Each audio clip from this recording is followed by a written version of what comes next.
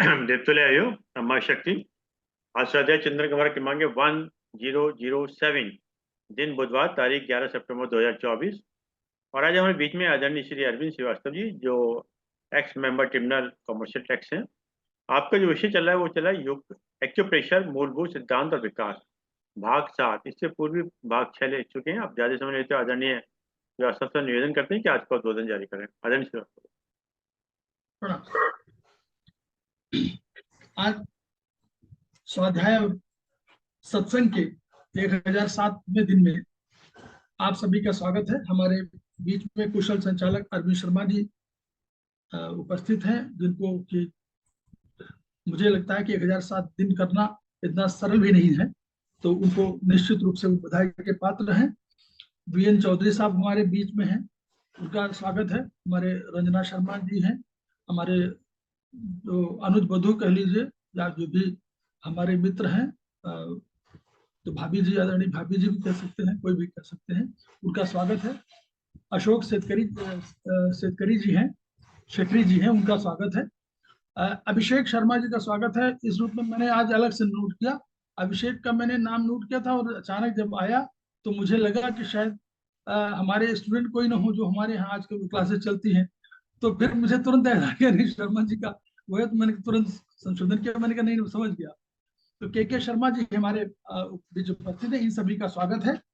तो मैं क्या कहूँ, आप इतने विद्वान हैं, इन सबके बीच में मुझे बोलना उसी तरह है कि जैसे मत यति नीच और ऊंच रुचि आछी, चही अमीय जग जुरई न छाछी, पछम है सज्जन मोर ढिठाई, सुनिए बाल वचन मन लाई। विद्वान नहीं हूं, न कोई विषय का बहुत अधिक ज्ञाता भी हूं। हाँ, ज्ञान मार्ग है, उसमें मैं भी आगे बढ़ा हूं, आगे बढ़ रहा हूं, कोशिश कर रहा हूं कि मैं भी, कोई ज्ञानी नहीं हो सकता। ज्ञानवान तो केवल एक ही है, ईश्वर है। हम लोग सब ज्ञान की कुछ सीमाओं में है, कोई 10% है, कोई 20% है, वो भी मैं भी प्रयास कर रहा हूं। तो हम लोग, विषय हमारा है एक्यूप्रेशर। हम लोग एक्यूप्रेशर की बात कर रहे थे, और ये कई चरणों में चला हुआ है, और भी चलेगा भी आगे चल के, क्योंकि इधर बीच में थोड़ा सा व्यवधान हुआ था। हम लोगों ने इसके पहले लंग्स की बात किया था, हम लोग लार्ज इंटेस्टाइन की बात किया था, और हम लोगों ने इसके बाद बात किया था। अब हम लोग स्प्लीन की बात करने जा रहे हैं।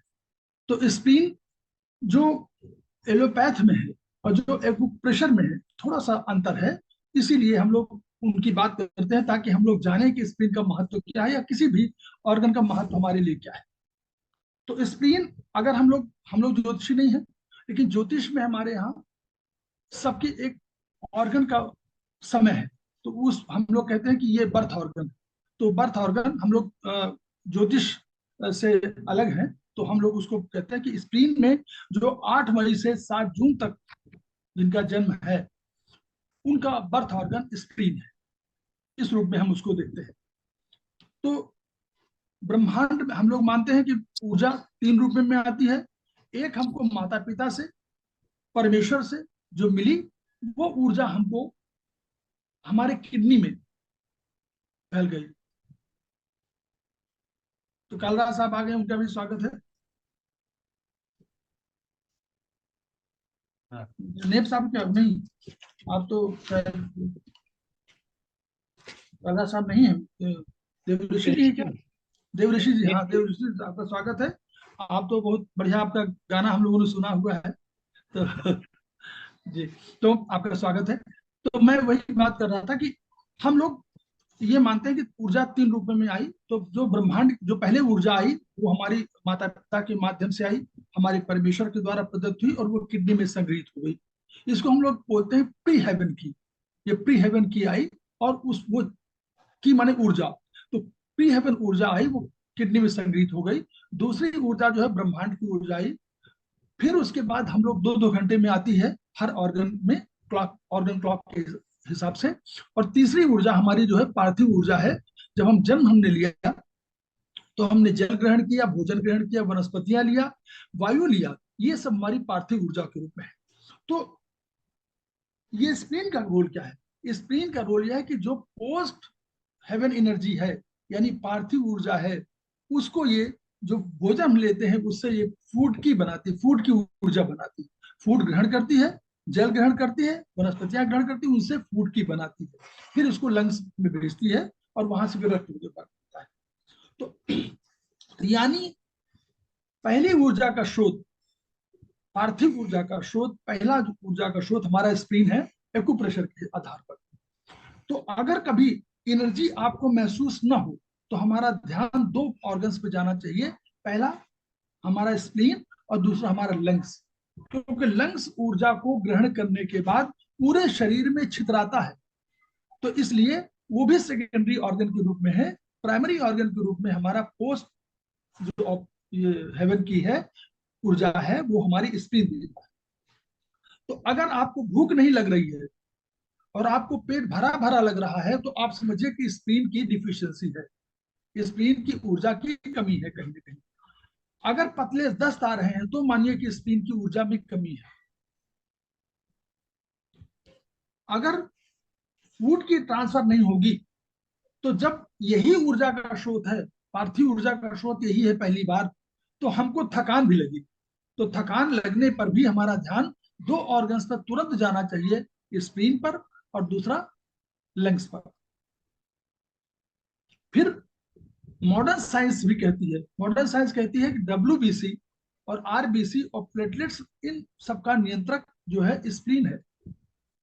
और वो कहती है कि जब अभी कभी रक्त की कमी कमी हो जाती है तो आपको किसी ट्रॉमा कंडीशन में, तो रक्त की कमी की पूर्ति यही करता है। अपने बीमार और जो निष्क्रिय हो जाते हैं आरबीसी, उनको नष्ट करने का काम स्प्लीन करती है, जो मॉडर्न साइंस कहती है। कोई भी ब्लीडिंग कहीं हो रही हो तो हम लोगों के हिसाब से, एक्यूप्रेशर के हिसाब से, कहीं भी ब्लीडिंग हो रही है तो उसके लिए स्प्लीन जिम्मेदार है। कोई भी ब्लीडिंग चाहे कहीं भी, इंटरनल हो एक्सटर्नल हो, कहीं भी, उसके लिए स्प्लीन जिम्मेदार है। कोई भी ऑर्गन अपनी जगह पर स्थिर नहीं रहा, क्योंकि इसका काम है सब सारे ऑर्गन्स को, रक्त, इवन रक्त को भी अपने, जैसे रक्त को वेसल्स में बांधे रखना और ऑर्गन्स को अपनी जगह पर स्थिर रखना। तो कोई भी प्रोलैप्स हो तो उसके लिए जिम्मेदार स्प्लीन है। जैसे यूट्रस प्रोलैप्स हो, हार्निया हो, तो ही जिम्मेदार। माइस्थेनिया ग्रेविस एक बीमारी होती है जिसमें आपकी पूरा पलकें जो है उठती नहीं है, इवन और मसल्स वीकनेस तमाम हो जाती है। तो माइस्थेनिया ग्रेविस बड़ी गंभीर बीमारी है, उसके लिए भी यही जिम्मेदार है। वेरिकोज वेन्स, जो वेन्स नीचे से आती हैं और उनके लिए जब नीचे से ऊपर आती है तो अगर एनर्जी मसल्स आपके नहीं कर पाती, ऊपर नहीं चढ़ा पाती, चाहे आप मॉर्निंग वॉक न करते हो, एक्सरसाइज न करते हो, इन सब कारणों से, तो वो वैसे दशा में वो स्प्लीन जो क्या करते हैं वो निकल जाती है, वो रक्त तो नीचे लौट आता है। तो उसके लिए मतलब यानी जो गेट होता है, एक गेट के रूप में समझ लीजिए, एक गेट के रूप में होता है जो ऊपर से रक्त को नीचे आने नहीं देता। लेकिन अगर वो मसल्स वीकनेस है तो रक्त नीचे आ जाता है, तो वेरिकोज वेन्स पैरों में हो जाता है। तो इसलिए गुरुत्वाकर्षण के अगेंस्ट चुपके ले जाना है उसको, उस रक्त को, तो आपको टहलना भी आवश्यक है, मसल एक्सरसाइज भी आवश्यक है। तो अगर वो नहीं करते तो वेरिकोज वेन्स, लेकिन उसके लिए जिम्मेदार कौन है? स्प्लीन। पाइल्स, पाइल्स के लिए जिम्मेदार स्प्लीन। कोई भी इंटरनल ब्लीडिंग, इवन आपको पेशाब में रक्त आ रहा है तो भी यही जिम्मेदार। कोई आपके चकत्ते पड़ जा रहे हैं शरीर में तो भी यही जिम्मेदार। कोई स्टूल में ब्लीडिंग हो रही है तो ये जिम्मेदार है। तो इसको हम लोग चिकित्सा में स्प्लीन का इस्तेमाल करते हैं। स्प्लीन नॉट कंट्रोलिंग कोई कोई भी ऑर्गन, उसको उस वाले में कि स्प्लीन इतनी डिफिशिएंट हो गई है कि वो अपने को, इन सबको बांधने, अपना जो कार्य है बांधने का, उस कार्य को कर नहीं पाती। अब हम लोग बात कर रहे हैं कि पचाना इसका काम, क्योंकि फूड को पचाना और with the help of stomach पचाना, और पचाने के बाद इसको, इस ऊर्जा को ऊपर लंग्स में, हार्ट में पहुंचाना, ताकि वो रक्त बना सके, और रक्त बनाने के बाद उस ऊर्जा को, जो ऊर्जा हो उस ऊर्जा को पूरे शरीर में फैला सके। यह काम लंग्स और हार्ट का है। तो अगर ये फिजिकल है कि पचाना कार्य स्प्लीन का है। अब आप पराभौतिक में आइए, क्योंकि हम लोग पराभौतिक की बात भी करते हैं। तो अगर आपको कोई किसी विचार को आत्मसात नहीं कर पा रहे, आप किसी विचार को पचा नहीं पा रहे, आप किसी विचार को अपने पे बिल्कुल धारण नहीं कर सके, और तो ये मानिए कि स्प्लीन की डिफिशियंसी है पराभौतिक रूप में।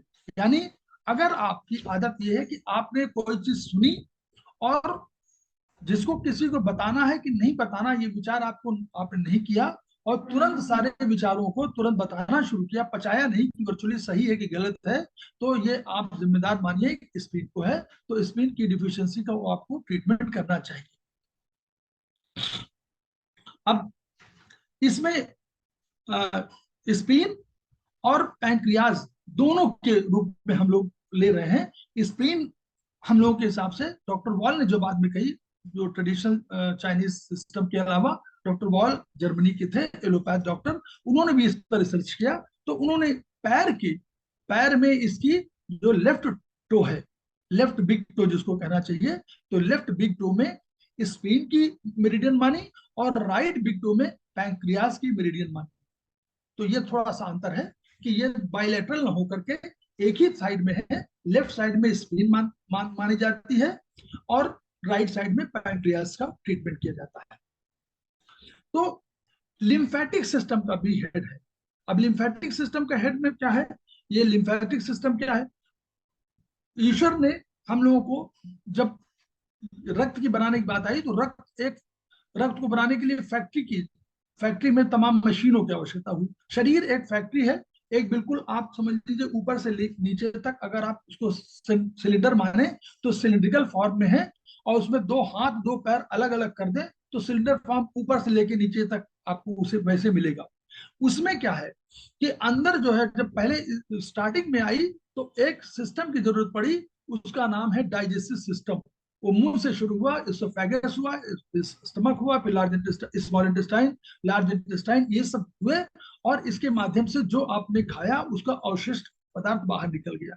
ये चीजें हैं। तो यानी ये हमारी मशीनरी थी, जो कौन सी मशीन बना रही थी, एक प्रोडक्ट बना रही थी। प्रोडक्ट का नाम हम लोगों ने रखा रक्त। हम सामान्य भाषा में अपन आपस की भाषा बात कर रहे हैं कि रक्त तो हमारा प्रोडक्ट है, रक्त बन गया, इन्होंने इस मशीन ने रक्त बना दिया। अब रक्त को तो हमको अपने पास रखना नहीं है, रक्त को भेजना है। तो ग्राहक कौन है, ग्राहक हमारे सेल हैं, शरीर के सेल हमारे ग्राहक हैं, वहां पहुंचाना था और उनको खाना बनाना था, यानी ऊर्जा बनाना था। तो ऊर्जा बनाने के लिए भेजना था। तो अब ये खोजने की आप बात हुई कि हमारे पास ट्रांसपोर्टर कौन है, तो ट्रांसपोर्टर के रूप में हमको मिला कार्डियोवास्कुलर सिस्टम। वो हमारा उसका जो है हार्ट, हमारा उसका मेन वो था।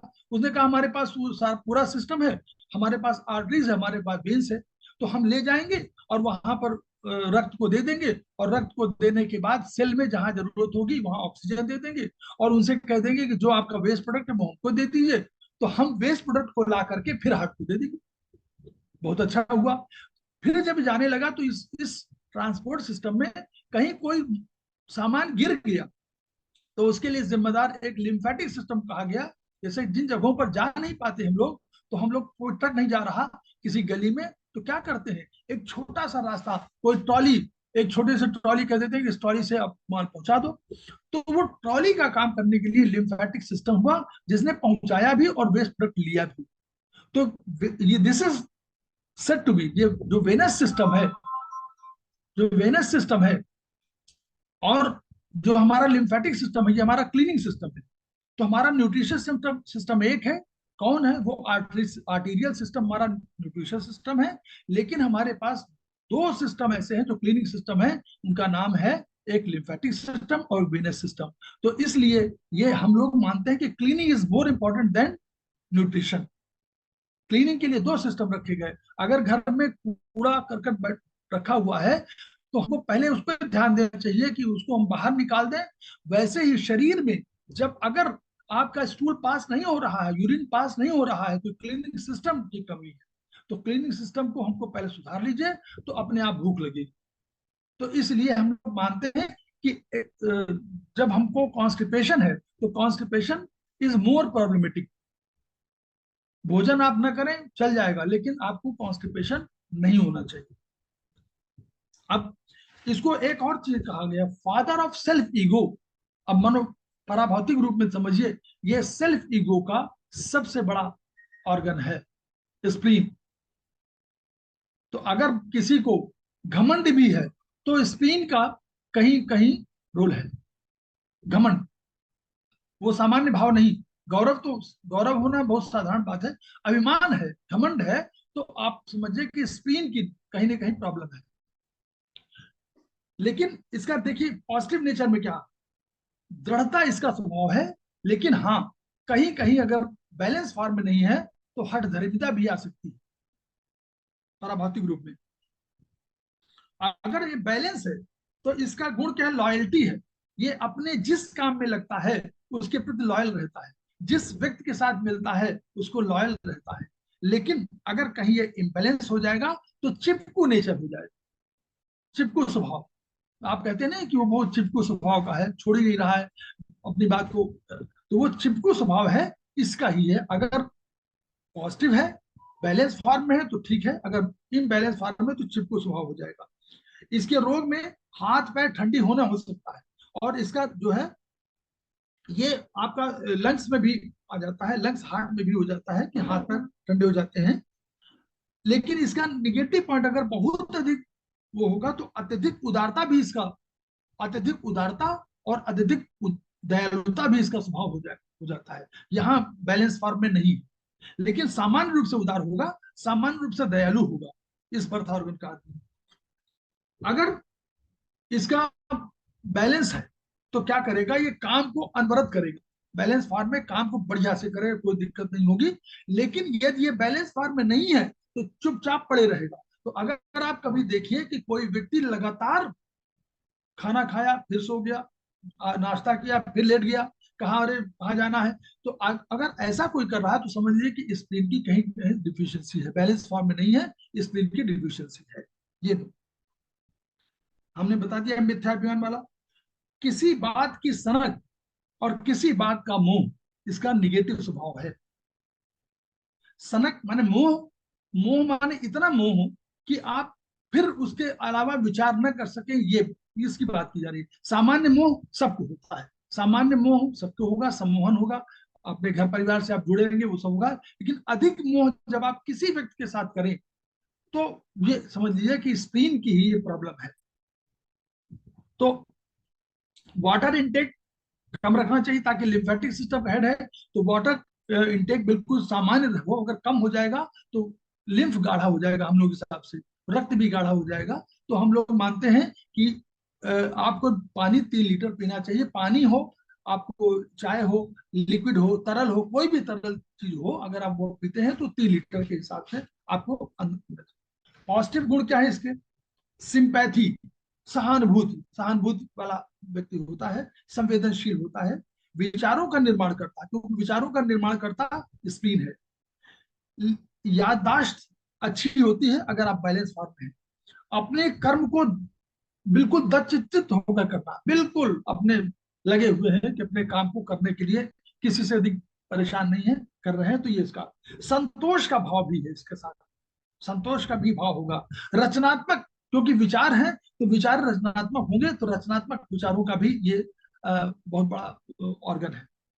निष्ठावान होगा, दृढ़ इच्छा शक्ति होगी, कभी कभी अनम्य हो जाए, अनम्य माने झुक न पाए, झुकेंगे नहीं, दृढ़ इच्छा शक्ति वाले होंगे, हम किसी उसके झुकेंगे नहीं लेकिन अपनी इच्छा शक्ति रखेंगे। लेकिन ये समझदार भी होगा, अंडरस्टैंडिंग वाला होगा, ये इसका पॉजिटिव गुण है। इमोशनल में क्या है कि दुख भी, क्योंकि विचारों का कंट्रोलर है, विचारों का भी मालिक है, इसलिए दुख और चिंता भी बहुत अधिक करेगा। और मर्म स्पर्शी होगा, कोई बात तुरंत दिल में लग भी जाएगी, अगर कोई कहेगा तो तुरंत लग जाएगी। लेकिन उधर कुशाग्र बुद्धि भी होगा और चतुर भी होगा। अब बर्थ ऑर्गन के कारण इसका क्या वो है, रिजिडिटी, अनम्य है, दृढ़ रहेगा, अनम्य रहेगा, कभी कभी हठीला भी हो जाएगा, हट धर्मिता, मतलब उस वहां तक ये कि अनम्य इतना है कि हट तक आ गई। अपने मन को, अपने विचारों को परिवर्तित जल्दी नहीं करेगा, परिवर्तनशील नहीं जल्दी होगा। ईगो का केंद्र है, तो ईगो अगर बैलेंस फॉर्म में ईगो है तो this is the best one. Imbalance की बात मैं कर रहा हूँ कि कहाँ गड़बड़ है, अदरवाइज बैलेंस फॉर्म में तो ईगो आपको होना चाहिए। आपको तो इसका इसका तो होना चाहिए गौरव कि हम आप मनुष्य हैं, ये बहुत बड़ा गौरव है। तो ये इस तरह का, लेकिन अगर कोई घमंड वाली स्थिति है, अभिमान वाला है, जिसको अहंकार वाला है, तो उस पर थोड़ा सा तो अनुरक्त हो, ये भावुकता की सीमा तक अनुरक्त हो सकता है। इसलिए आसक्ति मोह इसके जो है ऑब्सेशन के रूप में माने जाएंगे कि वो होगा। जेलेसी इसी का स्वभाव हो सकता है, जेलेसी, ईर्ष्या इसी का स्वभाव हो जाएगा। क्योंकि भौतिक रूप में पेटूपन, पेटूपन भी इसी का हो सकता है, क्योंकि स्टमक के साथ जुड़ा हुआ है। स्टमक और ये दोनों हस्बैंड वाइफ के रूप में है। चिंता करने वाला होगा। और तो ऐसे, अब ऑर्गन को नुकसान किनसे होता है? अगर आप बहुत गर्म भोजन करेंगे तो इसको नुकसान है। ये नहीं कह रहे कि नॉर्मल, नॉर्मल गर्म की बात है, गर्म तासीर वाले अगर भोजन लेंगे, आप समझ सकते हैं कि वो जैसे खूब मीट मछली, खूब शराब, ये सब का अगर सेवन करेंगे तो गर्म तासीर वाले हैं, तो इनको लगातार लार्ज मील्स, बहुत अधिक खूब खाना अगर खाते हैं तो भी नुकसान होगा। गीले वस्त्र, इसको ह्यूमिडिटी पसंद नहीं है। ह्यूमिडिटी इनका, वैसे इनकी ऊर्जा है ह्यूमिडिटी, स्टमक की भी और इनकी भी, लेकिन इसको गीलापन पसंद नहीं है। तो बहुत देर तक गीली वस्तु पर पहने रहेंगे और गीली जमीन पर बैठेंगे तो इसको स्पिन की डिफिशियंसी हो जाए। बहुत नम स्थानों पर बहुत देर तक रहेंगे, बहुत दिनों तक रहेंगे, तो आपको ये हो सकता है। मिठाई अधिक पसंद करेगा तब, वैसी दशा में। और बहुत अधिक ठंडा भोजन भी पसंद नहीं इसको। बीच का भोजन जो नॉर्मल गर्म से होता है वैसे भोजन करिए। फ्रिज वगैरह में अगर रखा हुआ है तो इसको नुकसान करता है। कुल्फी वगैरह जो है सब नुकसान करेगी इसको। और देखिए नुकसान क्या, अगर श्रम बहुत करेगा, देखिए अपने काम को दृढ़ से करता है और लगातार करता है, लेकिन अगर कोई इससे काम खूब कराए तो श्रम की अधिकता हो जाएगी तो भी परेशान हो जाएगा। अधिक एक्सरसाइज करेगा तो भी परेशान होगा, और देर तक बैठे रहेगा तो भी इसको नुकसान होगा। तो हम लोग देखिए कहते हैं हमेशा कि जब भी खाना खाइए तो थोड़ा सा 10 मिनट 15 मिनट आराम करिए। तो वो जो हम इसीलिए कहते हैं कि इसमें अपने उसको लगातार अगर बैठ जाते हैं तो ये हम लोगों को, विद्यार्थियों को, एडवोकेट्स को, स्टूडेंट्स को, व्यापारियों को, इन सबको इसीलिए हो जाती है बीमारी, क्योंकि वो तुरंत मान लीजिए आए पढ़ने बैठ गए, तुरंत आए काम करने बैठ गए, तुरंत आए अपनी दुकान में बैठ गए, तो इससे बीमारी, ये बीमारी इसकी हो जाती है, इसकी डिफिशियंसी वाली। मोटापा, क्योंकि स्टमक के जुड़ा हुआ है इसलिए मोटापा इसी के साथ जुड़ा हुआ है। लो एनर्जी, अगर कहीं एनर्जी कम हो गई तो लो एनर्जी सेंटर भी यही कहलाएगा। ऑब्सेशन होगा। पाचन क्रिया में दुर्बलता, अगर बैलेंस नहीं है तो पाचन क्रिया आपकी दुर्बल होगी। सांस की तकलीफ इसलिए होगी क्योंकि ये लंग्स की मदर है, लंग्स की मदर है, इसलिए सांस की तकलीफ भी इसको हो सकती है। और मसल, आपको मसल्स जो है, मांसपेशियां, उनका डिसफंक्शन भी, पाचन की समस्याएं होंगी, उल्टी, अल्सर, ये सब इसके, क्योंकि स्टमक के साथ जुड़ा हुआ है, इसलिए अल्सर भी, उल्टी भी, हिचकी जो आ जाती है इसी की वजह से आती है। हाइपर एक्टिविटी में क्या होगा, अगर ये हाइपर एक्टिव हो गया, मतलब यानी इसकी ऊर्जा अधिक हो गई, तो क्या होगा, मुंह में आपको मीठा मीठा लगेगा, पानी की तरह का मल होगा, जल्दी जल्दी आप खाएंगे, और ऐसे खाएंगे जैसे एहसान कर रहे हैं, कि मतलब पसंद तो नहीं है लेकिन जल्दी जल्दी खाएंगे और एहसान करते हुए खाएंगे, बहुत बुरे। किसी से बात न करने का मन, किसी से बात नहीं करना चाहेंगे, आत्म केंद्रित हो जाएंगे, वास्तव में भूख न लगेगी, लेकिन कहेंगे कि भाई खाने की प्रशंसा करेंगे नहीं क्योंकि भूख तो नहीं है, बस हम आपको बस एहसान कर रहे हैं, तुम खाना खा रहे हैं, स्वाद नहीं आएगा। गैस्ट्रिक और एसिडिटी इसके साथ, स्टमक के साथ जुड़ी हुई है, इसलिए हाथों पैरों में कंधों में जकड़न हो सकती है इसकी वजह से। शक्ति आपकी घटी हुई लग सकती है, क्योंकि इतना हाइपर है कि ये सब सारी चीजें निगेटिव है, तो आपको शक्ति घटी लगने लगेगी।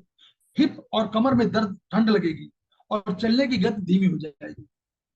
नॉर्मली तो स्टमक की और स्प्लीन का ये कैरेक्टर है कि लोग जो है धीमे चलते हैं, नॉर्मली धीमे चलते हैं, तो ये चलने गति धीमी हो जाएगी। अगर मेटाफिजिकली इसको देखें तो चिड़चिड़ापन जुड़ जाएगा इसके साथ, विचारों का कंट्रोलर है ना, इसलिए अविश्वास की भावना आ जाएगी। बैलेंस फॉर्म नहीं होगा तो अगर बैलेंस होगा तब नहीं कह रहे, अगर बैलेंस नहीं होगा तो अविश्वास की भावना आ जाएगी, भीरुता आ जाएगी, दब्बूपन आ जाएगा, जबकि नॉर्मली नहीं आएगा। असमंजस या हिचक आ जाएगी, टू डू और नॉट टू डू, ये इसका होगा।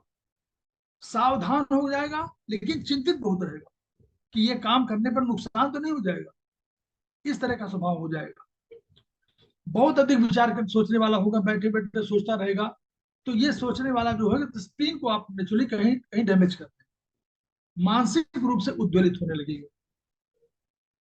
अंडर एक्टिव में क्या होगा?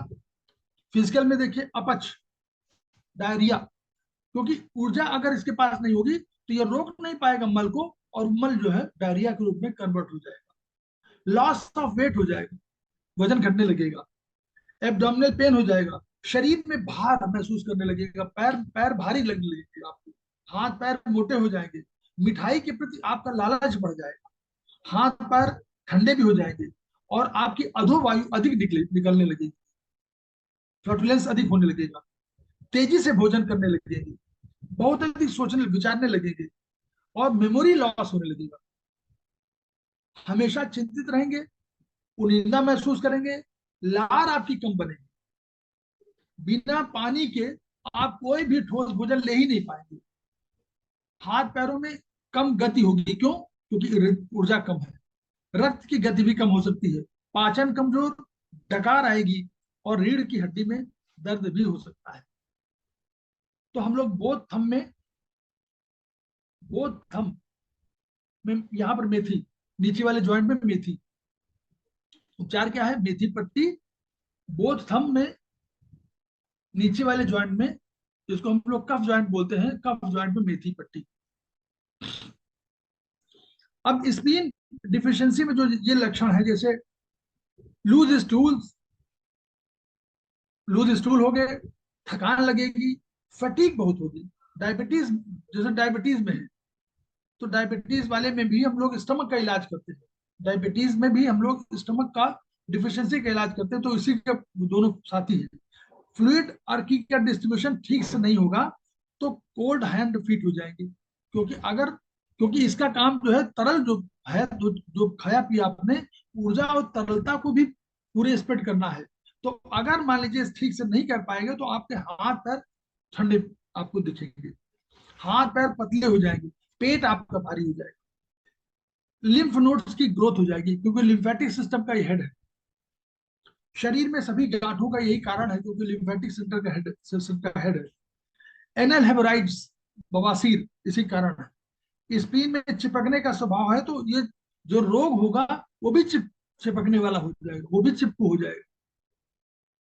बहुत देर बैठने से स्प्लीन डिसऑर्डर होगा, और ऑब्सेसिव कंपल्सिव डिसऑर्डर भी इसी की वो है। जैसे हम कोई बात बोले, एक बार बोले और फिर दोबारा रिपीट कर, repetition of the same words, तो ये जो है, ये इसको ऑब्सेसिव कंपल्सिव डिसऑर्डर बोलते हैं। माइस्थेनिया ग्रेविस इसी की है। और डिप्रेशन, डिप्रेशन का इसका वो है, फियर तो इसका उतना नहीं है जितना डिप्रेशन इसका वो है। फियर किडनी पर अधिक रिलेटेड है, लेकिन डिप्रेशन की वजह से फियर हो सकता है। लगातार एक ही विचार पर सेंट्रलाइज करेंगे आप। अब अगर आपको फूड में कोई इन्फेक्शन हुआ है, कोई फूड में इन्फेक्शन हुआ है, तो इसका इलाज इसी में करते हैं, स्प्लीन में करते हैं हम लोग। इक्यूप्रेशर में अगर कोई फूड इन्फेक्शन हो गया है तो हम लोग स्प्लीन पर विचार करते हैं, स्प्लीन पर उपचार करते हैं। अगर मुंह का टेस्ट आपका बहुत स्वीट है, स्वाद, आप देखिए कभी कभी मुंह का टेस्ट स्वीट लगता है, तो ये एक्सेसिव, मतलब ऊर्जा बढ़ी हुई है। और अगर स्वीट से अरुचि हो गई है तो भी इसके एक्सेसिव है। अगर स्वीट टेस्ट है और आपको स्वीट से अरुचि है, मतलब नहीं खाना चाहते कि मिठाई नहीं खाएंगे, तो भी एक्सेसिव है। और अगर उसकी लालसा है, अगर वो खाने का मन कर रहा है, तो आपका स्प्लीन डिफिशिएंट है। वेट घटना बढ़ना भी इसका नेचर है, और इसके साथ लीवर और गॉल ब्लैडर का भी नेचर है। स्प्लीन हाइपर एक्टिव तो वेट प्रभावित हो जाएगा, अगर स्प्लीन प्रभावित है तो इस वेट आपका प्रभावित होने लगेगा। हाइपो एक्टिव अगर होगी तो गैस तो बनेगी लेकिन आपको भूख नहीं लगेगी। हाइपो मतलब कम है, अगर एनर्जी कम है इसकी तो आपको भूख नहीं लगेगी, खाना सड़ जाएगा और गैस बनेगी। और हाइपर होगा तो भी गैस होगी लेकिन भूख आपकी बढ़ जाएगी, खूब खाना खाएंगे आप। तो अगर खाने के बाद लगे कि खाना रखा हुआ है तो आप, अगर मतलब आपको लगे कि खाना भी खाया है और खाना रखा हुआ है और भारीपन है तो स्प्लीन की डिफिशियंसी है। तो अगर इस तरह में हो तो हम लोग ट्रीटमेंट रिंग फिंगर में करते हैं। अगर मान लीजिए आपको लग रहा है कि आपको बढ़ गई, गर्मी बढ़ गई, मतलब हम लोग हीट बोलते हैं ना, कि आप बहुत खाना खा रहे हैं, तो हम लोग दोनों रिंग फिंगर में वात ज्वाइंट में मेथी लगा लेते हैं। दोनों रिंग फिंगर वात ज्वाइंट में मेथी, ऊपर वाले ज्वाइंट में मेथी, ये हम लोग का ट्रीटमेंट है। इसके इसी से जुड़ा हुआ अभी अभी चालू रखते हैं दोबारा। इसका स्टमक इसी का मेरिडियन है, ये सब बड़े बड़े चैप्टर हैं, थोड़ा सा स्टमक इसका मेरिडियन। स्टमक जो है हस्बैंड वाइफ, स्प्लीन और स्टमक दोनों हस्बैंड वाइफ के रूप में है। तो ये यांग ऑर्गन है और वो इन ऑर्गन है, वो लगातार काम करता है, स्टमक लगातार काम नहीं करता है। जब इसको भोजन आप देंगे तब ये काम करेगा, नहीं तो काम नहीं करेगा। इसका 7 से 9 ये हाईएस्ट एनर्जी है, 7 से 9 ब्रह्मांड की ऊर्जा इसमें आती है। और स्प्लीन में 9 से 11 आती है। स्प्लीन में 9 बजे से 11 बजे तक ब्रह्मांड की ऊर्जा आती है और इसमें 7 से 9 बजे तक आती है। 9 अप्रैल से 7 मई तक जिनका बर्थ डेट है, 9 अप्रैल से 7 मई तक उनका ये स्टमक उनका बर्थ ऑर्गन है। वो ये भी वही काम करता है, भोजन का पाचन करेगा।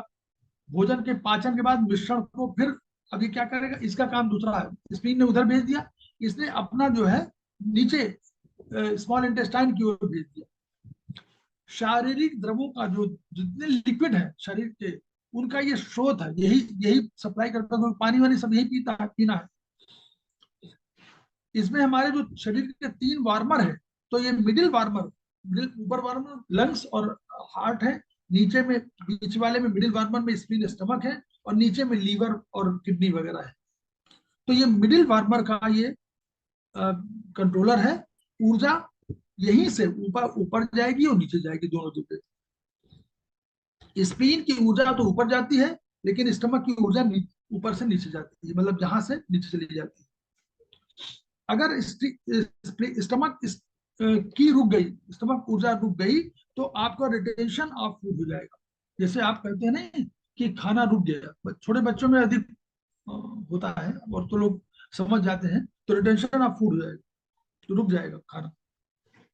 तो इसमें भी चूंकि दोनों कंट्रोलर हैं फूड की के, तो इसमें भी अगर कहीं डिफिशियंट है तो व्यक्ति थका थका लगे, उसको निरंतर थकान लगे, तो स्टमक स्प्लीन दोनों पर हम लोगों को ध्यान जाना चाहिए।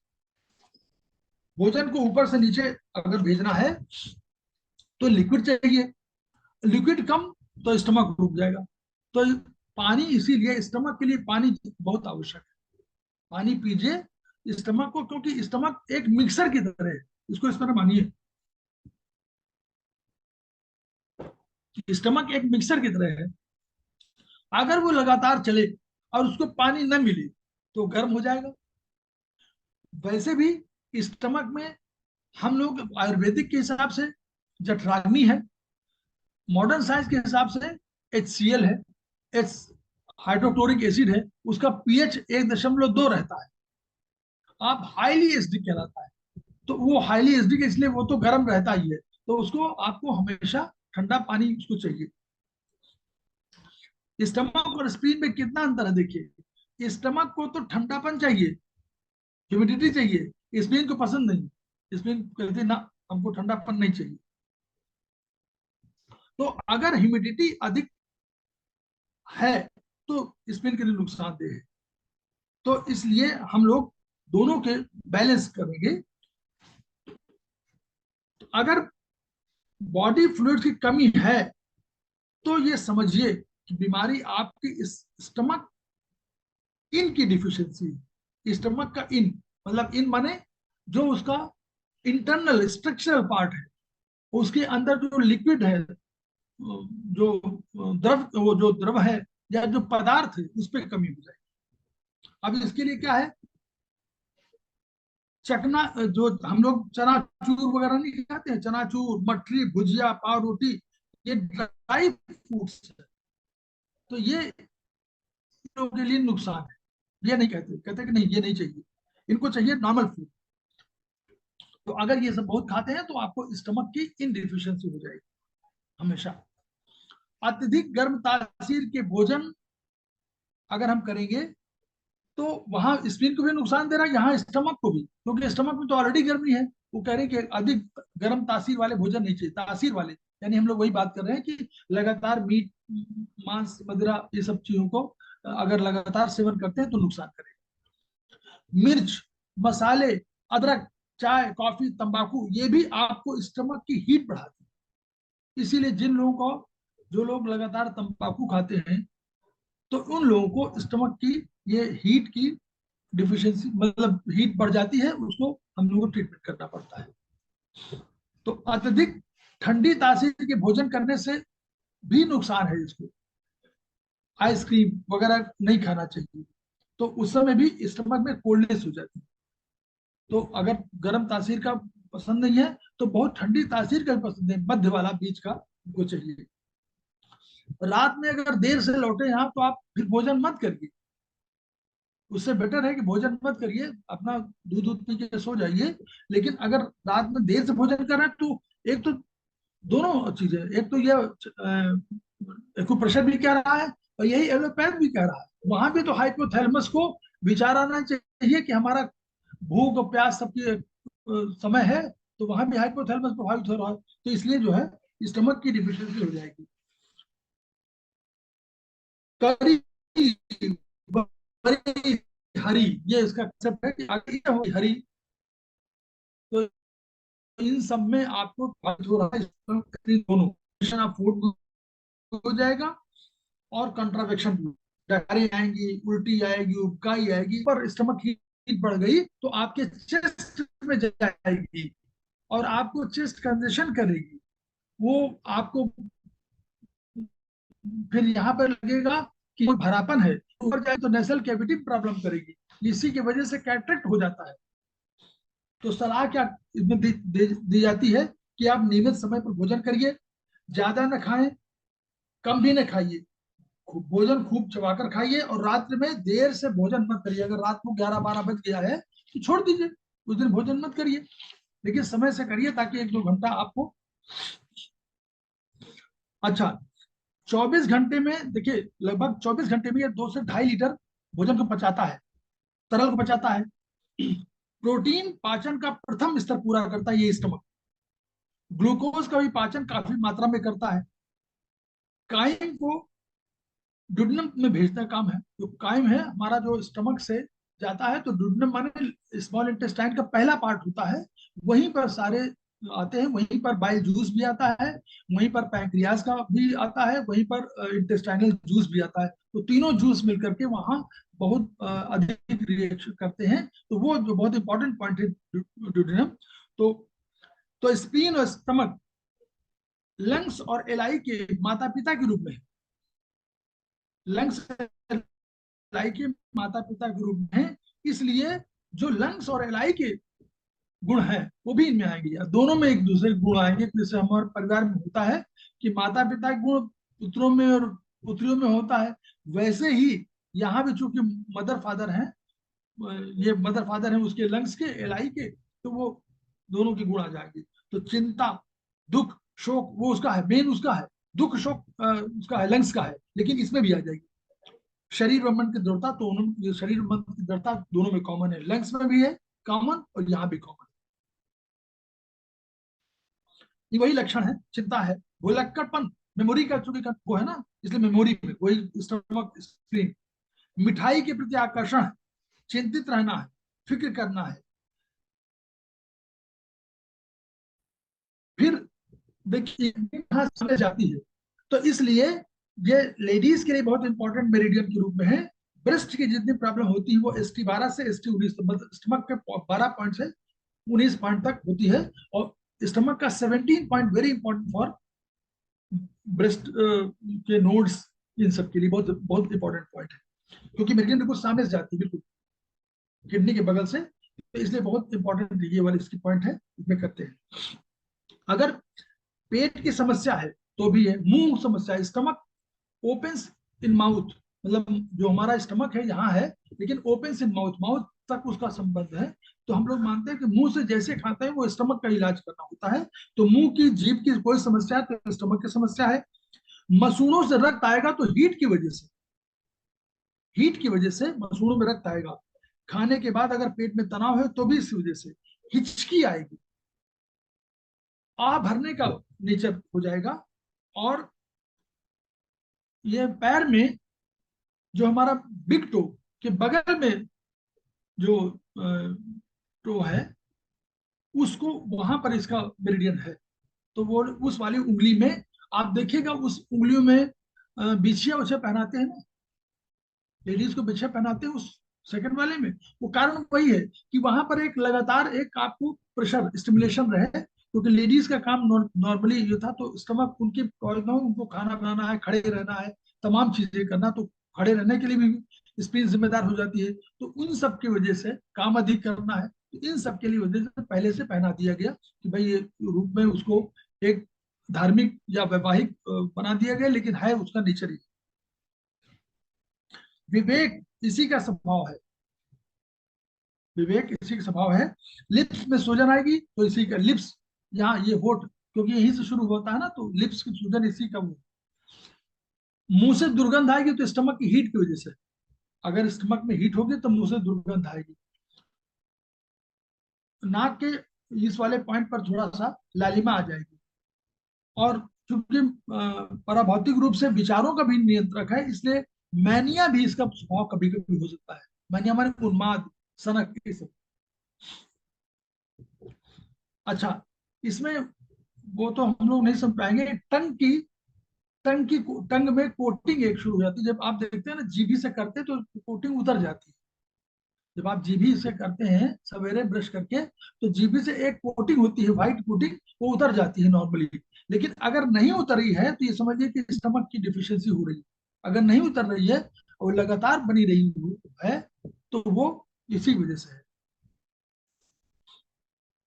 स्वीट इसको खूब पसंद है, तो अगर स्वीट खूब पसंद हो तो स्प्लीन को बढ़ा दीजिए, तो ये ठीक हो जाएगा। अब देखिए, हम लोग जो आगे बता रहे थे कि स्प्लीन में जो है, स्प्लीन की ऊर्जा नीचे से ऊपर जा रही है, वो लंग्स और हार्ट को मिलती है, और इससे ब्लड बनता है। ब्लड बनने के बाद जो ब्लड और ऊर्जा बनती है, उससे नीचे पूरे एनर्जी जो है आपके रोम कूपों को, जो आपको होल्स हैं, इस कोर्स हैं, उनको खोलने का काम लंग्स करता है।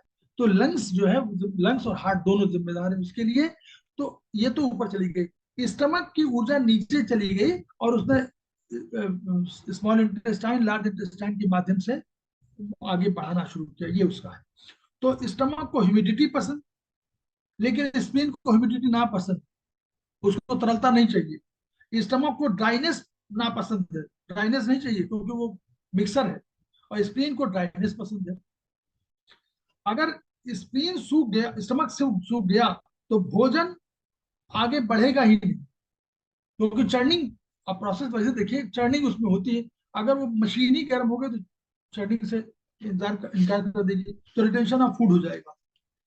स्प्लीन में ह्यूमिडिटी अगर है तो बॉडी फ्लूइड्स आगे जा ही नहीं पाएंगे, ऊपर भेज नहीं पाएगा, तो आपके सब जबान वगैरह, मुंह सूखे, गले सूखे हो जाएगा, सब गला भी सूखने लगेगा।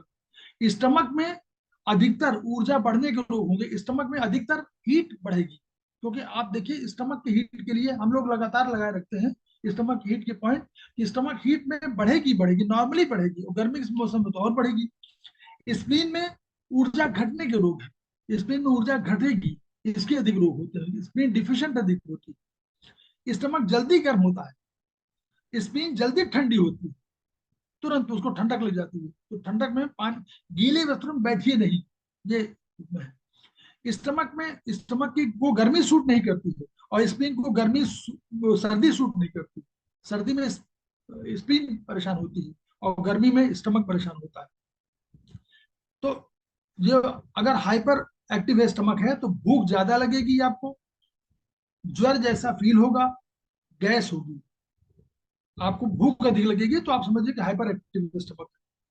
भोजन में कोई स्वाद नहीं आ रहा, गैस भी आ रही है, कमजोरी भी है, भूख बंद है, तो ये समझिए कि हाइपो एक्टिव है, मतलब डिफिशिएंट हो गया है। डायबिटीज का उपचार हम लोग स्टमक हीट में करते हैं।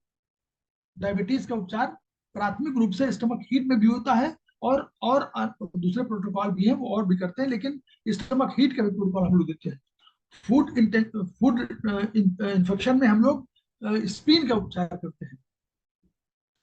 तो ये हमने पैर बताया कि पैरों में जो बिग टो है, अगर इन जगहों पर देखिए, बिग टो माने दोनों बड़े अंगूठे हैं, इन दोनों में अगर यहाँ पर देख लीजिए आप हाथों में, ये बिग टो मान लीजिए इसको अंगूठा है ये, तो अंगूठा का जो बाहरी किनारा है, वहां पर यहाँ से लेकर के यहाँ तक, मतलब लगभग 3-4 सेंटीमीटर में आप मेथी की पट्टी लगाइए दोनों तरफ।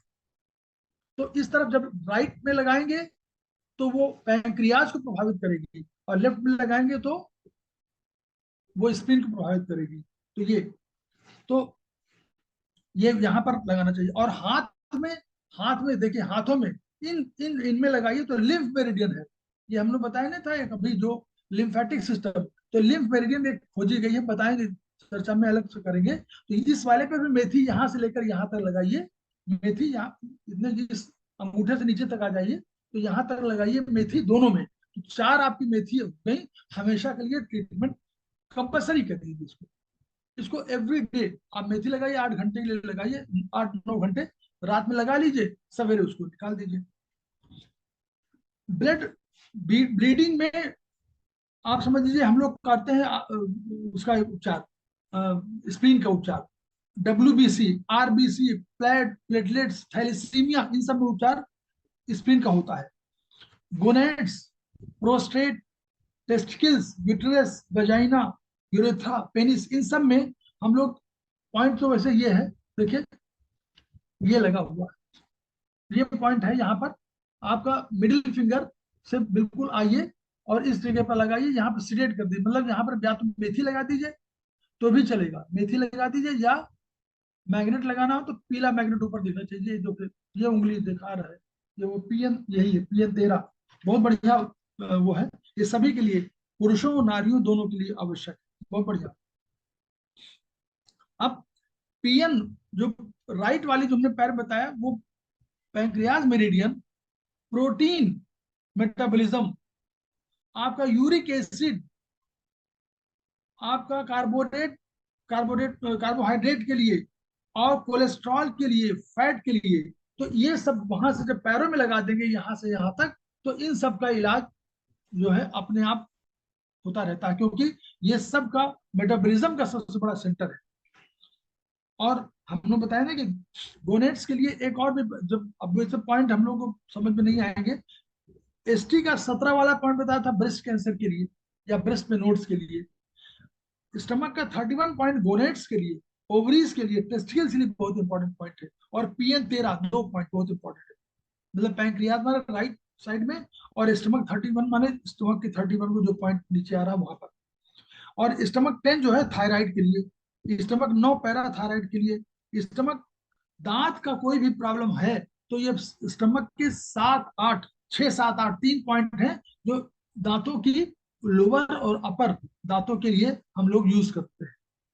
और ST17 हम लोगों ने बताया कि ये ब्रेस्ट कैंसर के लिए है। तो पैंक्रियाज मेरिडियन हम लोगों ने राइट साइड में बताई, पैर के राइट अंगूठे में, और स्प्लीन की मेरिडियन हम लोगों ने लेफ्ट में बताई। तो इस तरह हम लोगों ने अपने को ये बताया कि इस तरह हम लोग ट्रीटमेंट करते हैं, और ऐसे ये है, ये इस स्टमक और स्प्लीन मेरिडियन यहाँ पर आकर खत्म हो जाती है। पैंक्रियाज उसी के साथ हम लोग मानते हैं, इसलिए पैंक्रियाज के अधिक नहीं, फिर आगे जो चर्चा होगी वो हम लोग इसके बाद हार्ट वगैरह बताएंगे। धन्यवाद। आप लोगों ने धैर्यपूर्वक सुना, तो आप लोगों से बहुत बहुत धन्यवाद आदरणीय अरविंद श्रीवास्तव जी। सभी लोग अनम्यूट हैं, जिस किसी को जिज्ञासा हो पूछ सकते हैं। फिर बाद में 200 हमारे आदरणीय देवेश्वर बोले। इसका वैसे दिल्ली का जो है, क्या सोने से भी इसका कोई संबंध रहता है कि मतलब जो रात्रि में लोग देर से सोते हैं उनको कोई दिक्कत होती है इसमें क्या? 2 बजे जो सोते हैं वो हार्ट के लिए है। क्या? जो 2 बजे सोते हैं, 8 बजे जगते हैं, या जिनको नींद नहीं आती या जो बीच बीच में जगते हैं, उनके हार्ट के लिए जिम्मेदार है वो स्पिन से। वो हम्म। हार्ट हार्ट मानते हैं हम लोग, और गार बिडर मानते हैं। हम्म। जी। पर मैंने देखा कि रात 55-60 के ऊपर तो फिर रात में 2 बार तो उठना ही पड़ता है, तो नींद डिस्टर्ब तो हो ही जाती है फिर वो भी। तो वो तो उसका भी। अलग पॉइंट है, वो किडनी की प्रॉब्लम है। अच्छा, किडनी की प्रॉब्लम होती है। वो रात, क्योंकि किडनी, एक किडनी में बताया था एक बार आपको कि किडनी में जीवन सत्व का वहीं पर स्थिर है। वो लिक्विड फॉर्म में हो सकती है, वो ऊर्जा फॉर्म में हो सकती है, मतलब तरल, वो गैस फॉर्म में। अब वो उसका क्षरण हमेशा होता रहता है और उसी से आपको शक्ति मिलती है। तो वो बिल्कुल निश्चित रूप से है, तो उसका जब वो हमेशा खत्म हो रही है धीरे धीरे, तो किडनी की हमने बताया था कि पैर में 2 जगहों पर हम लोग, एक पॉइंट है, वहां पर हम लोग लगातार लगाते हैं। आफ्टर 50 हम लोगों को लगातार लगाना चाहिए। किडनी को 3 को टोन करना चाहिए हमेशा। किडनी का 3 पॉइंट, मतलब ऑर्गन सोर्स पॉइंट को हमेशा टोन करना चाहिए। वो पैर में लगा रहना चाहिए। हर बार लगाइए, 8 घंटे 9 घंटे लगाइए, फिर निकाल दीजिए, फिर लगा। अब म्यूट हो गए। और यहाँ पैर में किस जगह लगाएं? पैर में बताऊं क्या, कैसे चित्र में बता दूंगा, या तो कहिए पैर में लगा के मैं फोटो भेज सकता हूँ आपको। ठीक है, वो भेज दीजिए। फोटो में भेज दूंगा। फोटो अपने अपने में लगा करके और फोटो भेज दूंगा। वहीं पर आप जो है, व्हाइट मैग्नेट ऊपर दिखना चाहिए बस। और वो BM5 करके, BM5 वहां पे लगाइए।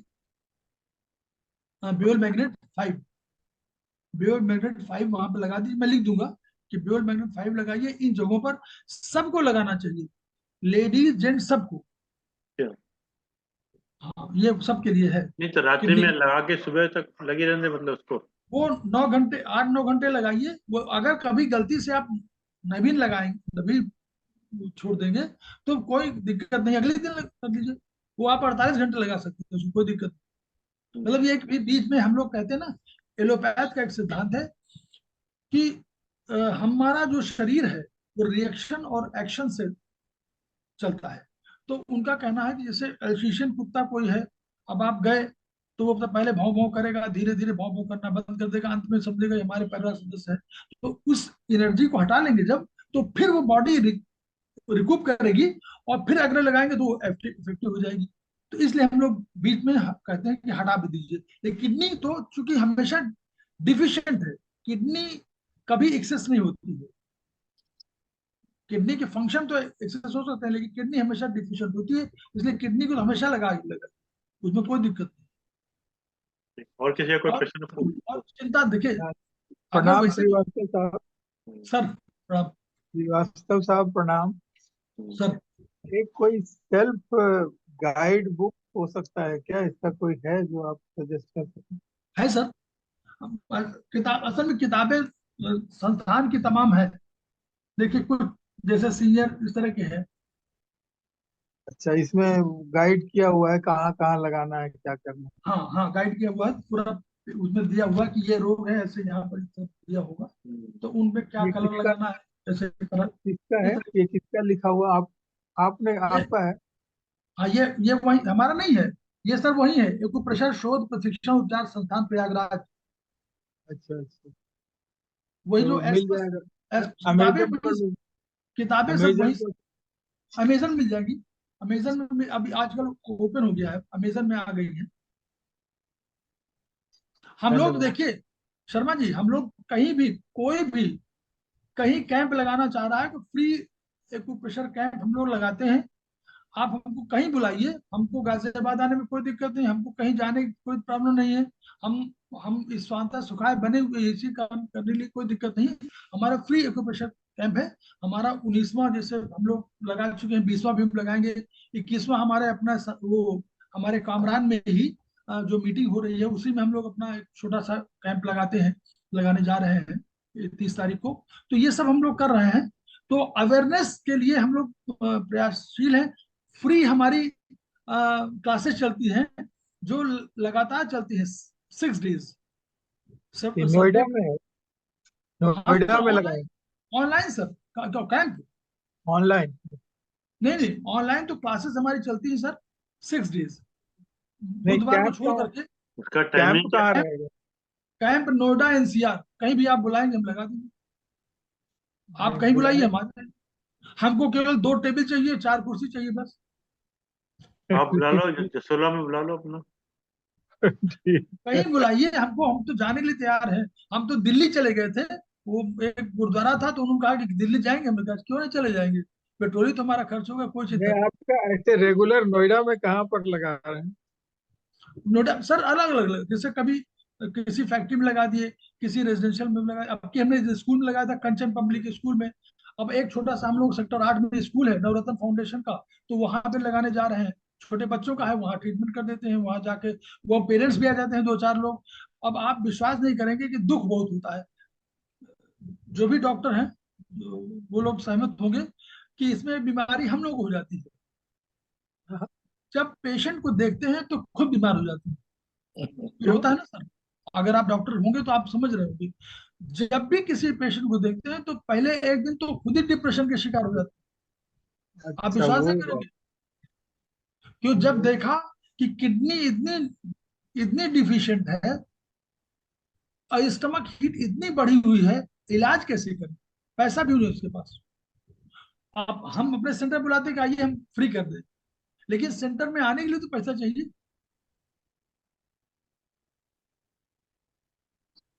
तो आपकी ये ये जो क्लास चलती है ऑनलाइन चलती है, मतलब इसमें कैसे? ऑनलाइन ऑनलाइन ऑनलाइन अब सर।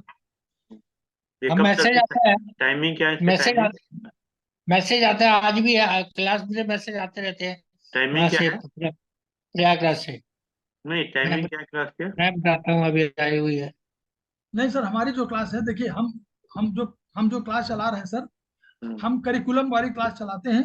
हम्म। और वो हमारी सेमेस्टर 1 खत्म, हम्म। सेमेस्टर 2 खत्म, हम्म। सेमेस्टर 3 पे हम लोग चल रहे हैं। और हम अभी सेमेस्टर 4 करेंगे और सेमेस्टर 5 को भी टच करेंगे अप टू नवंबर। नवंबर के बाद जब नवंबर पूरा खत्म हो जाएगा तो 15 दिसंबर के आसपास इम्तहान हो जाएंगे एसपस के। एसपस की क्लासेस अब चल रही हैं, उनकी क्लासेस 10 सैटरडे संडे चलती हैं बस। हमारी क्लास अनवरत 1 जुलाई से चल रही है। और हम 6 वही तभी बिजी रहते हैं ना, आज हमारा बुधवार खाली रहता है, बुधवार को वहां की क्लास होती है। अब अगले से शनिवार को क्लासेस नहीं होंगी हमारी, लेकिन हमारी 5 दिन क्लास चलेगी। हाँ, जैसे मेरे पास सर्कुलर आया, जेपी अग्रवाल साहब टीम उनकी लेगी साढ़े हाँ, पाँच से सात सात वो सात। बुध, वो बुधवार की क्लास है, वो फ्री क्लासेस है। हाँ जी, फ्री क्लास से मुझे आता रहता है, क्योंकि मैंने 15 दिन का कोर्स किया था वहां से। टाइमिंग क्या बहुत होती है बढ़िया इस सर। क्लास के? 5, 5:30 से 7 तक होता है नॉर्मली। अच्छा। हाँ, सेकंड सेशन 7 से 7, 7:30 है, ऐसे यही होता है। नॉर्मली 5:30 से शुरू होता है। हम लोग अपने वीडियो बनाते हैं, जो हमारे क्लासेस चलती है वीडियो बनाते हैं, वीडियो भेजते हैं। चलिएगा, और किसी कोई जिज्ञासा पूछ सकते हैं? देखिए साहब, अभी कुछ पूछ लो। ये पूजी एमपी खेमकर सर की, उन्हीं की थी, उन्हीं के अंदर चला हुआ था। खेमका सर और जेपी अग्रवाल सर हाँ और जी, ऐसे सराफ सर, 3 विभूतियां प्रारंभ में शुरू में थे हाँ जी, हाँ जिन्होंने जी। ये शुरुआत किया। और अब आज की डेट में 1995 का है ये इंस्टीट्यूट, और आज की डेट में हम लोग समझते हैं अब खेमका सर नहीं रहे 4 साल पहले, तो अब जेपी अग्रवाल साहब अध्यक्ष हैं। और वो वाईएनएम तक हम लोग यम नियम मेरिडियन, आगे हम लोग चर्चा इसी में सब करेंगे धीरे धीरे। मतलब कितना, क्योंकि धीरे धीरे सारी चीजें होंगी, कंटिन्यूस हम लोग बताते चलेंगे कि कैसे कैसे ये डेवलपमेंट है, वो कहाँ कहाँ है। तो क्योंकि विस्तार बहुत अधिक हो गया है। ठीक है। चलिए साहब, कोई नहीं तो फिर देवी साहब धन्यवाद दीजिए दोस्तों। श्रीवास्तव साहब बहुत बड़ी सेवा कर रहे हैं आप समाज की। लेकिन इसमें यही है कि आदमी का ये वैसे जैसे भी मुद्राएं सबको जाननी चाहिए, प्राणायाम सबको जानना चाहिए, ऐसे ही एक्यूप्रेशर भी सुनने के बाद सबको लगता है भाई इतना सरल है और सरल उपाय हैं, दवाइयां नहीं लेनी पड़ती। लेकिन वही वाली बात, या तो इजी एक्सेसिबल कोई कंसल्टेंसी हो, आदमी को एक्सपर्ट मिलता रहता हो, तो उसी से हो सकता है। लाभ तो बहुत है। तो आपने पिछली बार जैसे क्लास ली थी आपने जुलाई में, तो भौतिक शरीर ऊर्जा शरीर से पुनर्जन्म, आज तो आपने फिर लगन का भी किया भाई। पिछली बार भी लगन का बताया था, फिर कौन से जन्म के बीच उसका कौन सा पेशाब, जी स्प्लीन और स्टमक का लिया आपने। तो लेकिन इसमें देखते हैं आप, सिम्टम सबके बराबर बराबर, सब में सिमिलर सिम्टम्स है, चाहे स्प्लीन के करिए चाहे नहीं, स्टमक। ये सर जो हमने एक ऑर्गन का बेस लिया था, ये हस्बैंड वाइफ ग्रुप में है, इसलिए हाँ, उनके उनसे जुड़े हुए हैं। ये हम ऐसे लंग पेयर ऐसे पेयर में ले रहे हैं। जैसे लंग्स भी है, लंग्स जैसे पेड़ माता पिता है लंग्स लंग्स के। नहीं, हाँ तो लंग्स ये नहीं कह रहे, लंग्स से कुछ आएंगे, ये नहीं कह रहे लंग्स का ये प्रभाव तो ना, लंग्स का दूसरा नेचर है, लेकिन लंग्स अच्छा, के कुछ आएंगे, ये कहा मैंने कि लंग्स के भी कुछ आएंगे, क्योंकि पेरेंट्स के वो जैसे घर परिवार में होगा, आप कहेंगे ना कि आप उनके बेटे हैं तो आपको चेहरा मिल रहा है, तो वैसे ही नेचर मिल रहा है, चेहरा मिल एक प्रश्न यही है कि इस पद्धति का जन साधारण या स्पेशली हमारे सीनियर्स को ये कैसे रेगुलर इसका बेनिफिट लिया जाए। मैं अरविंद जी भी वही पूछना चाह रहे थे। और देखिए, एक तो पहले हम लोग सर कहते हैं कि एक्यू योग, हम लोग उसको नाम दे रहे हैं एक्यू योग, एक्यू प्रेशर के उपकरणों का लगातार प्रयोग। हम अवेयरनेस में एक ही अगर कर लें, जैसे आप प्राणायाम करते हैं, जैसे आप योग करते हैं, तो किसी ने सिखाया आपको ना कि प्राणायाम करना चाहिए, किसी ने बताया, किससे ये फायदा है, अनुलोम विलोम किसी ने बताया। हम कह रहे हैं कि एक्टिव योग हमारे जो इंस्ट्रूमेंट, तमाम इंस्ट्रूमेंट जो हम जिक्र कर रहे थे, हम दिखाते हैं, उनको जरूर करिए। उनके करने से देखिए, अगर कुछ नहीं है, किसी के पास मान लीजिए कुछ परचेज करने की पावर नहीं है, तो हम कहते थे कि ट्विस्टिंग उठिए और ट्विस्टिंग करिए सब उंगलियों में, तो जहां दर्द होगा वहां मेथी की पट्टी बांध लीजिए और कुछ मत करिए। मेथी की पट्टी का हमने भिजवाया था शर्मा सर को, कि मेथी की पट्टी कैसे बांधनी, बनानी कैसे, ये हमने बताया था, मैं दोबारा भेज दूंगा। तो वो उससे आप वो करिए। दूसरा, जब भी ये सब हाथ हाथ हमारे ये है, देखिए ये समझिए, ये हमारे हाथ है, यही हमारा पूरा शरीर के रूप में है। तो जहां जहां प्रेशर आप करेंगे, ये लंग्स है, ये देखिए दिखाई दे रहा है, ये लंग्स है, लंग्स के नीचे ये स्टमक है, ये लेफ्ट में स्टमक होगा, ये हमारा यहाँ पर हार्ट होगा, ये राइट में हमारा लीवर होगा, ये इधर स्प्लीन, ये हमारा LISI, ये हमारे गोनेड्स। तो ऐसे अच्छा, आपका ले सबको प्रेशर करेंगे तो भी अच्छा अच्छा, ये मेथी लगाने की बजाय फंस के हम दिन में 3 4 5 बार वैसे ही प्रेशर देते रहते हैं।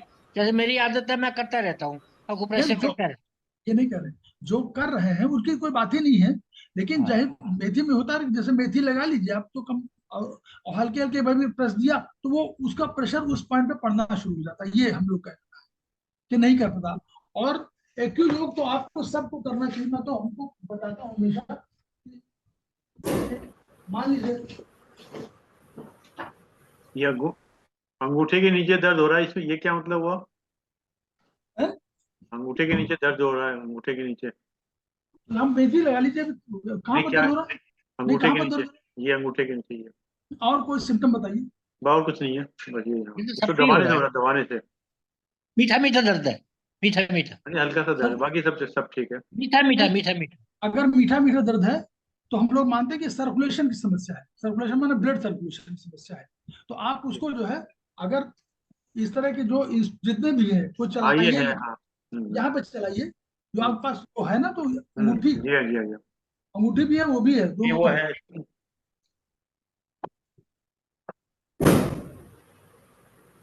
ये जो है, इसको जो आपने दिया था ना, ये हाँ ये हाँ हाँ, तो हाँ ये भी करिए, और एक आपको वो दिया होगा चूड़ी की तरह, हाँ, चूड़ी भी है। अब वो उसको करिए,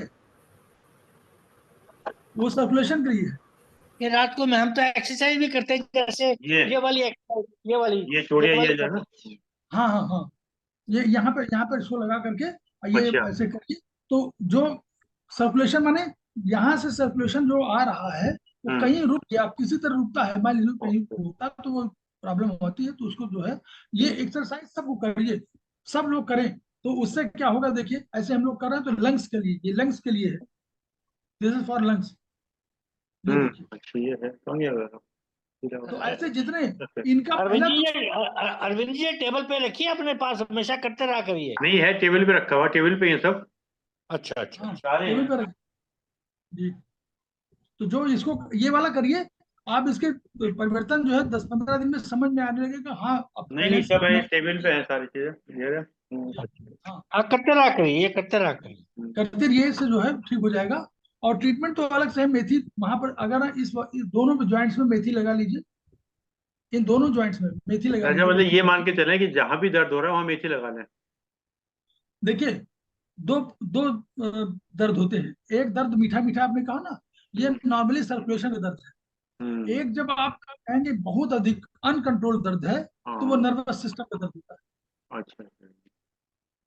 बस नहीं ये जैसे आपको हमारी मिसेज है, उनके कमर में जैसे दर्द है, मिसेज के हमारी है सुषमा जी, तो हमने उनके कमर। बताया था उनको बताया था कि ये मैंने कहा था मटर आप लगाइए यहाँ पर। अच्छा मटर, मटर के दाने, अच्छा। देखिए, ये हमने बताया था ना कि ये जो हाँ ये वाला जो ये पैर है, हम्म, ये स्पाइन है पूरी, यहाँ से यहाँ तक ओके ओके, तो ये जो पीछे है स्पाइन में पूरा मटर लगा दीजिए। मटर के दाने। मटर के दाने लगा दिए रात में, और हम्म, हल्का हल्का जब तक जगे तब तक हल्के हल्के हल्का हल्का प्रेस दे दें, और करते ना, और देखिए। और अगर सर्वाइकल की प्रॉब्लम है तो यहाँ हम्म, लगाइए, अच्छा ये ये पीछे पीछे देखिए, इसके। ये वाला अंगूठा ये है ना, ये हम्म, गर्दन है पीछे वाली, तो यहाँ पे लगाइए, या आप मेथी की पूरी पट्टी, इतनी चौड़ी पट्टी बांध अच्छा दीजिए। आप तो हमेशा कुछ ना कुछ लगाए रखते हैं, आप क्यों लगा के रखते हैं? बीमारी उसको नहीं है। हाँ किसको नहीं, बिल्कुल सही कह रहे हैं। मैंने नहीं कहा कि मैं चिकित्सा कर रहा हूँ तो बीमार नहीं पड़ूंगा। नहीं देखो, बीमारी आप तो तो लगा सकते हैं, आप घर में एक एक जो बाहर जाता है काम करता है वो तो रात दिन में नहीं ना लगा सकता, रात में लगा ले, रात में लगा लो। रात को लगा। लगा लीजिए, चलिए लगा सब ली, लगाना है 8 घंटे 9 घंटे लगाना है, बस इतना सब। हम्म, हम्म, पद्धति तो बहुत अच्छी है, लेकिन प्रैक्टिकल कितने लोग वो वाली बात पे आप भी जाते हैं कैंप लगाने के लिए वहाँ, आप जानते हैं कितने लोग अटेंडेंस करते हैं और कितना फिर उसको प्रैक्टिकल आगे बढ़ाते हैं। लेकिन पद्धति तो इतनी अच्छी है कि सुनने के बाद तो आदमी सर, बहुत ही अट्रैक्ट राजा अट्रैक्टिव हो जाता राजाश्रय चाहिए, राजाश्रय, है। हाँ जी हाँ जी हाँ जी। राजाश्रय चाहिए, राजाश्रय जिसको नहीं मिलता है तो ये होता है। आज तो राजाश्रय मिला हुआ एलोपैथ को, तो हम हाँ कुछ जी। कह नहीं सकते, चिकित्सा विधा अच्छी है ही है, उनके डायग्नोसिस में नेचुरली जो वो मशीनें जो करती हैं वो मार्वलस है, उसके लिए तो हम भी अप्रिशिएट करेंगे। ऑपरेशन उनका बहुत बढ़िया होता है, लेकिन ऑपरेशन गलत हुआ तो गड़बड़ होता है, बस इतना अब स्टमक के लिए आपने करी वरी और हरी बताया, बहुत अच्छी चीज है। ये तीनों बहुत जबरदस्त चीजें बताई आपने हैं। और वाकई ये, और जैसे कहा भाई, सब सब रोगों की जड़ स्टमक ही है। सब मतलब आगे पीछे दोनों, जैसे आपने कहा जो स्प्लीन है ये, इसकी एनर्जी ऊपर जाती है और स्टमक की नीचे जाती है। चलिए साहब। तो बहुत बहुत धन्यवाद आपका, बहुत अच्छा लगा है, इंटरेस्टिंग बहुत है। आदमी इतना अट्रैक्टिव हो जाता है कि हाँ इसको इसको आज से शुरू कर देते हैं, सब ठीक हो जाता है। ऑल्दो पर्सनली मैं रेगुलर तकरीबन 30-35 मिनट लगाता हूँ सोने से पहले, सब को प्रेशर करता हूँ, सुबह भी करता हूँ। लेकिन ये आपकी पद्धति को अपनाना थोड़ा सा प्रैक्टिकल डिफिकल्ट लग रहा है, लेकिन ठीक है, हो सकता है बार बार आप आपके लेक्चर के बाद कहीं ज्वाइन ही कर ले। हम कोर्स भी करना चाह रहे थे हम भी। अरविंद जी इसका कोर्स भी बहुत अच्छा है वैसे, अगर आदमी सीख सीख भी सकता है। रादर इनको तो वॉलंटियर और चाहिए हमारे यहाँ यहाँ है जो, वो कह रहे भाई आप आइए थोड़ा सा सीखिए, और जो कैंप लगाते हैं उनमें हमारी हेल्प किया करिए। समाज सेवा के लिए एक एक्यूप्रेशर एक बहुत बड़ी समाज सेवा है। मेरे मन में बड़ी इच्छा है कि ये एक छोटा सा काम, समाज, आप तो वैसे अरविंद जी वैसे बहुत समाज सेवा कर रहे हैं, लेकिन हम दरअसल जो कुछ नहीं कर रहे उसके लिए ऑक्यूपेशन सीखना और ये लोगों को ये सेवा देना, ये बहुत बड़ी, बहुत अच्छी। यहाँ हमारे महावीर जी का रेगुलर डेली क्लास होती है 1 घंटे के लिए, फ्री ट्रीटमेंट होती है हमारे सेक्टर में। तो काफी लोग जाते हैं, लेकिन समाज सेवा के लिए ये बहुत है। तो शिवाजी जी, श्रीवास्तव साहब, बहुत बहुत धन्यवाद आपका। आप बहुत समाज सेवा कर रहे हैं, प्रभु आपको अच्छा स्वास्थ्य दे और इसी तरह आप करते रहिए। और हम लोगों में भी एक भावना उठवाइए ताकि हम इसको, इस पद्धति को अपनाएं। बहुत बहुत धन्यवाद आपका। बहुत बहुत धन्यवाद आदरणीय जगदीश साहब, बहुत बहुत धन्यवाद आदरणीय अरविंद श्रीवास्तव साहब, आपने समय निकाल के समय दिया। और जूम के लोगों का विशेष रूप से धन्यवाद कि आपने समय निकाल समय दिया। और जैसा कि एक विचार के साथ और 3 बारों के साथ अपनी बात समाप्त करते हैं, आज का विचार, क्रोध से आवेश पैदा होता है। क्रोध से आवेश पैदा होता है, आवेश से बुद्धि भ्रष्ट होती है, आवेश से बुद्धि भ्रष्ट होती है। जब बुद्धि भ्रष्ट होती है तब नकारात्मक परिवेश उत्पन्न होता है। जब बुद्धि भ्रष्ट होती है तब नकारात्मक परिवेश उत्पन्न होता है। जब नकारात्मक परिवेश उत्पन्न होता है तब सभी तर्क नष्ट हो जाते हैं। सर्वनाश हो जाता। वाह। जब नकारात्मक परिवेश उत्पन्न होता है तब सभी तर्क नष्ट हो जाते हैं। जब तर्क नष्ट होते हैं तब व्यक्ति का पतन होना निश्चित हो जाता है। नष्ट हो जाता है, खत्म, बिल्कुल जब सही तर्क कहा। नष्ट हो जाते हैं तब व्यक्ति का पतन होना निश्चित हो जाता है। अतः सहज रहें व क्रोध से बचें। बहुत बढ़िया सर, अतः बहुत सहज बढ़िया, रहें बहुत अच्छा, और क्रोध क्रोध से पे तो बचें। विजय पा ली हमने, क्रोध पे विजय पा ली हमने। बहुत बढ़िया सर, बहुत बढ़िया। सरल बहुत रहें, अच्छा। के लिए भी कुछ एक्यूप्रेशर सहज रहे, सरल रहें, सजग रहे, सहज रहें, सजग रहें, सजग भी सजग रहे, रहें। हाँ, सजग रहे। सरल बहुत रहें, बहुत सहज रहें, सजग रहें। बहुत बहुत आइए तीनों ओम का उच्चारण करते हैं।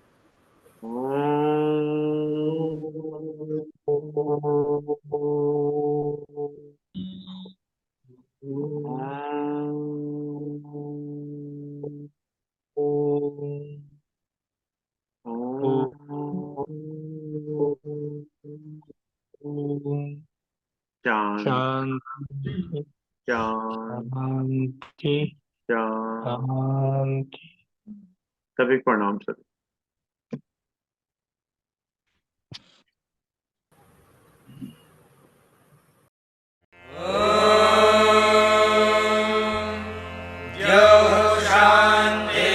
शान्तिरन्तरिक्षं शान्तिः पृथिवी शान्तिरापः शान्तिरोषधयः